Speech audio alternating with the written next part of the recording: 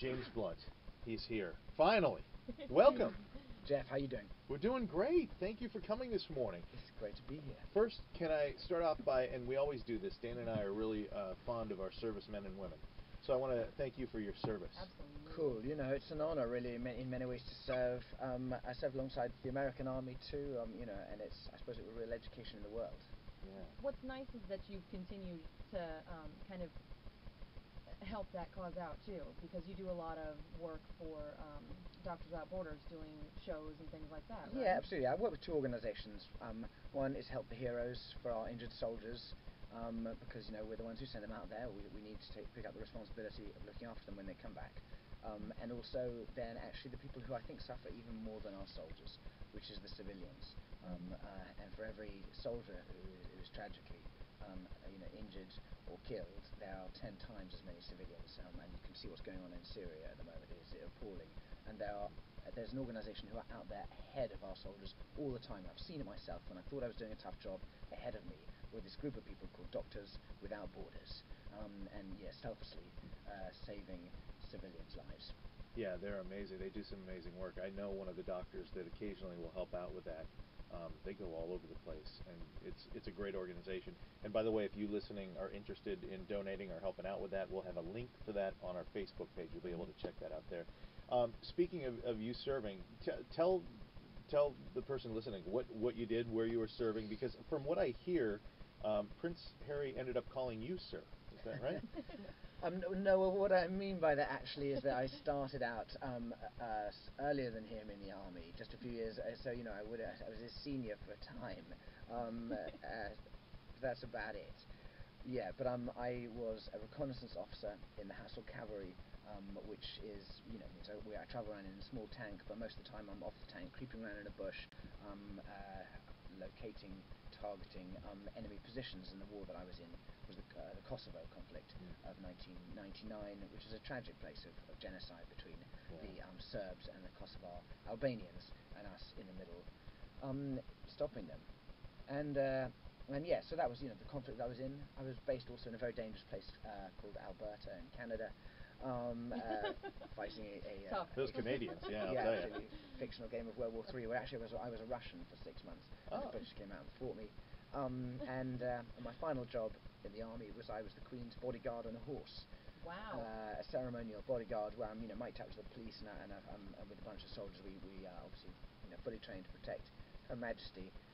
But it's a pretty amazing job when you see her riding along in the carriage through London. I'd be the guy beside her on a horse, helmet, sword, and armour, and yeah, what a wonderful, ridiculous, and very special job it was. Yeah. That's incredible. And I mean, that had to make your family like go crazy, right? Yeah, I mean, you know, I think in England we perhaps get used to it a little bit, but you know, it was a funny old thing. I've got some great uniform as a result. Congratulations also to you on your engagement. Thank you. Yeah, she's a beautiful girl, granddaughter of the Duke of Wellington. You've been checking her out online. Yeah, see there. Maybe a little too closely. I checked you out, he checked her. Yeah. That's kind of how we do things. It's a tandem deal. We make it happen. So how did you guys meet? I'm just curious. You know, well, actually, I keep my private life so tight. Okay. Well, so tight. How about this? That I'm practically mean with it. Okay. That's all right. But I can tell you that she's a really very sweet person, and I'm very lucky. But yeah,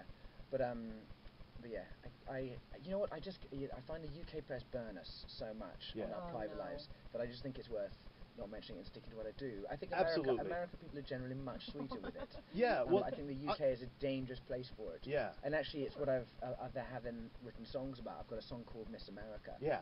Whitney Houston. Which is about Whitney Houston, exactly that, and how kind of we kind of get into the lives of our singers. Then we get to know them a little bit, and then sometimes in the cult of celebrity, particularly where I live, we start to cross over that line. And I think, you know, with her, we started to track her down, find pictures of her at her worst, and every time we did that, her life became a bit more intense, and her problems started to, you know, bubble over. And so that my song Miss America is about Whitney Houston, but it's also about us and how we spectated on her downfall. Yeah, and it is an amazing song. Speaking of music, let's get to Moon Landing, your fourth album. It's a great album. We're going to get to your Twitter followers because I love Yeah, the way you toy with them and some of the things they say. Yeah. Congratulations to you. I mean, there's so many congratulations. Yeah. It's in the top 10. Thank you. You know, it's been moon landing's been amazing for me Yeah. because you know, of course, in America, I'm known for one song. Yeah. Absolutely. And perhaps you know, I've come here and tried to justify that sometimes by saying, you know, it's a different story over the world. But you know what? It's just a pleasure to come here and have one song will do. But moon landing has been a special journey because I've gone back to LA to record in the same way that I recorded that first album, that first song, with the same producer, really an indie producer called Tom Rothrock, when I was an indie artist on an indie label called Custard Records. Yeah. And he did Beck and Elliott Smith, Badly Nice. Drawn Boys, some really cool acts, and me. And then along the way, when we'd done our indie album, something happened and it took my song, You're Beautiful, to a dirty place called Mainstream, which I've been slightly fighting ever since. Yeah. And you know, and this moon landing has been a kind of return and saying, you know, it doesn't matter about the journey and the highs and the lows of it. It's taking it from being a pop star to being a musician again, and it's something that we've treasured making. Dana, you might not know this, but Moon Landing was made in the presence of, and maybe she even helped out with it, one of my favorite people, and I know one of yours, Princess Leia, Carrie Fisher. What? True. Yeah, absolutely. Do you see my Yoda right here? Yeah. Oh my Do you God, look see at that. Big My Star little Wars tiny fans. Yoda? So, well, I have a real genuine lightsaber given to me by Princess Leia. No. Yeah. Oh, I'm so jealous. So yeah, and I lived at her house as I did for the first album. I lived with her for this Moon Landing album, and she put a cardboard cutout of herself outside my bedroom as Princess Leia with her hair in the buns, protecting me at night. Oh my God! I love that.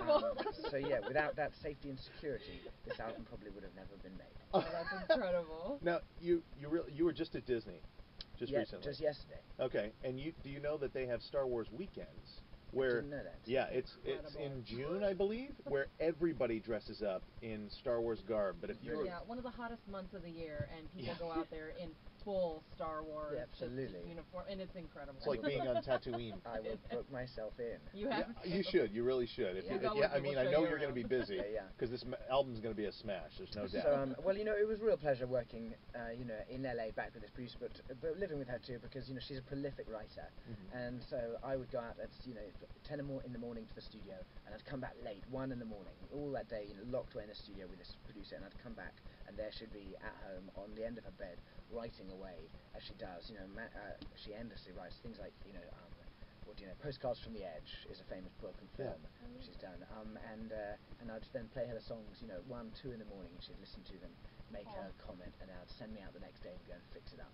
That's great. That's incredible. Speaking of fixing up and songwriting, I know that you did your new song that we're playing the heck out of right now, Bonfire. It's co-written Bonfire with. Heart. Well, yeah. I'm Yeah. sorry, I'm shortening it. Abbreviate. Just I like, know, just like, we're so, just you like know, Jay accustomed to Blunt's. it. Yes, You know, I was going to exactly. call him Jay Blunt's when he walked in, but I thought maybe if he didn't have his street cred yet, I wasn't going to lay that on him. But I know that that was co-written with Ryan Tedder, right, from One Republic. Exactly. So, you know, Ryan and I have written before, we're friends, and so I called him up and said, hey, I'm going to come and write with you, and he said that he was on tour in Europe, so I jumped on the One Republic tour bus. I was a groupie to One Republic. I didn't have to put out. Fantastic. And The on only the one. roads, we wrote the song Bonfire Heart. We recorded it all over the place, in Boston, Sydney, Australia, mixed in LA. And then the video was the best bit for me. I got on a motorbike and I covered 2 states in America, That was cool. Wyoming and Idaho. You know, with a Harley, it's kind of like every boy's dream. Oh, to get on a yeah, Harley and without a cover doubt. a couple of states. And I didn't use actors. I just invited people in to come and, you know, join in the video. Some really earthy, down to earth, really nice people. And then the final scene, I pulled into a car park to film this final scene, and in the bar of the car park was a wedding taking place that we had no idea about. And they saw us, spilt out, said, "Hey, who are you?" I said, "Oh, well, you know, I played them You're Beautiful." Yeah. They said, "Oh my God, you're that guy who sings that song. What the hell are you doing here?" And so then I played them Bonfire Heart in the car park, and spontaneously the bride and groom started dancing, surrounded by their friends. And that's what we filmed, and that's what became the final scene of my video. And I was going to ask you that just because of the simple fact that I'm like, okay, the whole thing looks so organic and so natural, but the ending, that probably was set up. But that was all real. Totally real. Totally That's spontaneous. amazing. Everyone, you know, literally her, the bride, she couldn't have been a prettier, you know, more earthy, wonderful person, crying her eyes out with him. All their friends, the crew, crying their eyes out. I wasn't crying because I'm a man, but it was all, you know, I'm told it's a very emotional moment. The next hit off the album I hope for is Heart to Heart. Cool. Love You know that what? song. Then I think I'm gonna follow your advice. Okay. You're gonna do- and I love the video because it's all like everything's fast forward but you. Tell me what's the story behind that? Yeah, Heart to Heart is really a song about how life is short, and it's saying to the person that you're with, it's looking them in the eye and saying no matter what happens, that I'll hold the moment with you, that I'll live every moment with you, and that I'll catch you when you fall. Oh, that's That's yeah. do you mind talking about? I've read, maybe this is not true, that you helped your sister find her husband. I did actually. I sold her on eBay as a damsel. It's a true story. Good idea. As a damsel in distress, needs a knight in shining armour to help my sister get to a funeral in Southern Ireland, which she couldn't get to, and then this man started bidding, and one of them won. He had a helicopter, so he could fly her to the funeral, and they got married. Oh gosh, that's incredible. So you technically sold your sister into marriage. Isn't that a Chinese thing or Yeah. I don't Japanese? know. I don't know. Chinese influence is really spilling over into Western Europe. It'll get in over here soon. Don't worry. I know that you're all about making a connection with your audience, whether it's 1,000 people or 25,000 people or 100,000. How do you, when it's the bigger crowds like 5,000 and more, how do you go about doing that? Do you walk through the aisles and check it out? I mean, how do you mentally prepare it? How do I connect with those people? Yeah. Well, one of the things that I normally do is even if I'm at 20,000 people, I'll still walk from the back of the auditorium through the audience.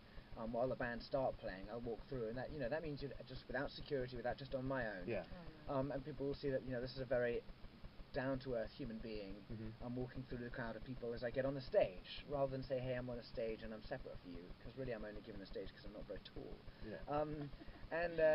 And yeah, and then I write songs which are about whatever one needs and feels as human beings. Mm-hmm. And sometimes I'm given a bit of grief about that, because I'm not singing about fast cars and expensive watches, but I'm singing about songs and words that what's the human connection. Mm-hmm. And so Bonfire Heart is exactly that. It says simple things that everyone, whether it be black or white or Christian, Muslim or Jew or man or woman or gay or straight, it says people like us.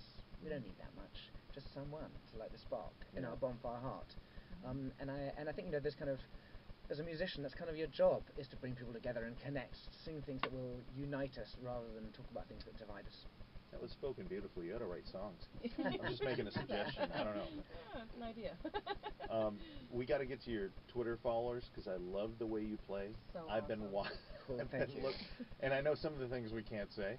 But do you think that after a while it's caught on now and people are just messing with you, or are there still people that obviously just don't know? No, weirdly. Well, what we're talking about is that Twitter is a place that people give a lot of abuse to other people. Yes. Because, they feel a little bit confident in the shadows of their bedrooms, pressing a couple of buttons and pressing send.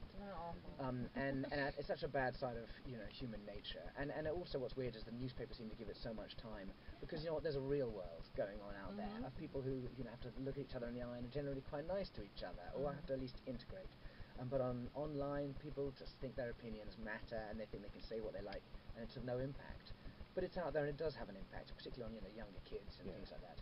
And so I've gone out there, and I've seen people who are being super abusive to me, and I've really enjoyed engaging, but totally laughing at myself and laughing at them. That's what I love about it. The whole notion that anyone could take this in any way seriously.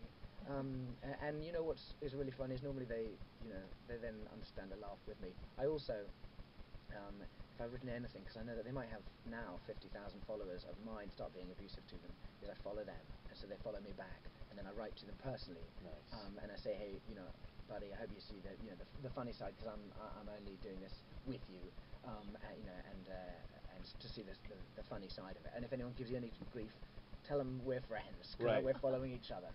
That's incredible. I was That's a gonna say, great way to that's- deal with that, because a lot of times you get people that just kind of spout off and get so upset in the moment, and it's nice for you to be able to kind of take a step back and just kind of make that connection with somebody who's probably now very respectful of you, because they understand. A lot of people don't understand that it's a human on the other end of that. Yeah, exactly And you're that. And I helping think them you have get to that. humanize yourself and say, look, Sure. and I think, with anyone, I think you can either go in a circle and a cycle of being unpleasant to each other, or you can stop that and say, look, we're on the same planet, we need to look out for each other. That's the way everybody should look at it, really. And if you don't, we're gonna smack it. No, I'm kidding. What comes to you first when you're writing? Is it do you play around with the music first, or is it lyrics? And I think on the whole, probably I think there are no rules, and I think that's often why people say, "Wow, it's such an amazing thing to write songs." It's actually kind of not that amazing because it can come anyway, and it's quite natural. You just need to say how you feel. Yeah. But Niles Barkley, when he's saying crazy, Yeah. he doesn't have to think about that too hard, presumably. Just how do you say crazy? Well, you say it like you sang it, didn't you? Crazy.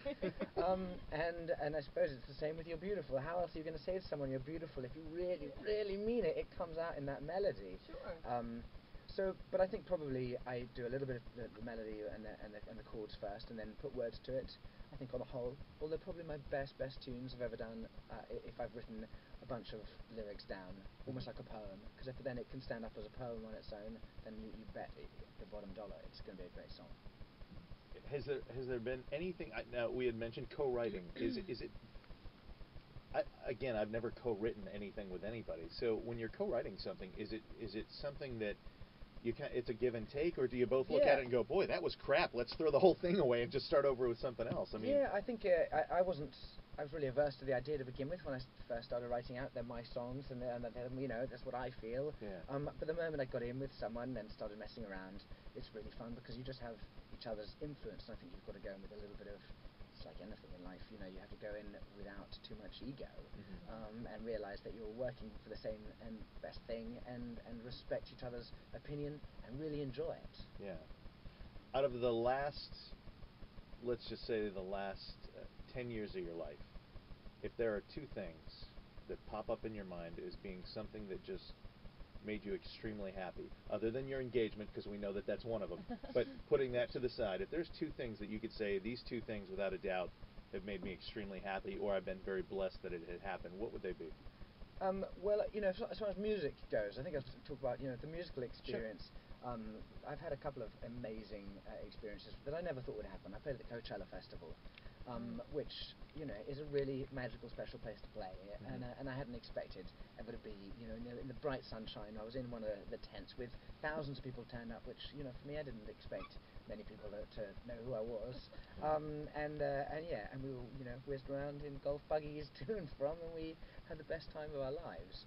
And I think for me the kind of open air festival atmosphere is something that I've always absolutely loved, because it's a mixed audience, and so the result, the kind of response is not necessarily just your supporters who've gone out and bought tickets who you could play almost anything to and they'd forgive you for it. Right. It's people who would judge you more harshly, but often in a festival environment enjoy it that much more. It's a good way to gauge probably some of the stuff, right? Definitely. On response. Speaking of which, Tina, who's from Fort Pierce, said, "Are you going to be doing a duet anytime soon with David Brent, aka Ricky Gervais?" Because he did ask me online. He did, yeah. She saw that. She said. Absolutely. Yeah. I think we are definitely in communication.